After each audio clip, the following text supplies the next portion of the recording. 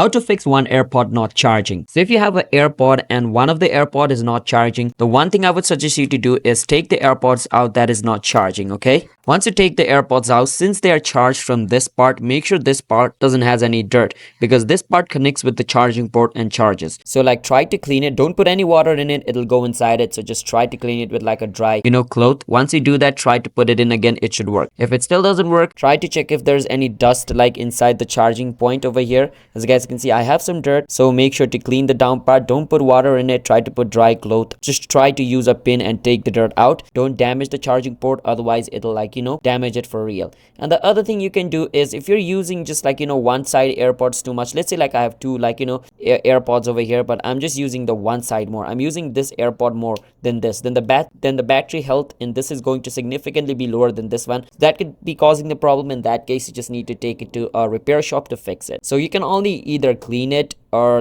try to see if there's any dust stuck. More than anything, try to check whether your charging port is working or not as well. That could also be the problem. Hope you understand. Subscribe to our channel for more videos like this.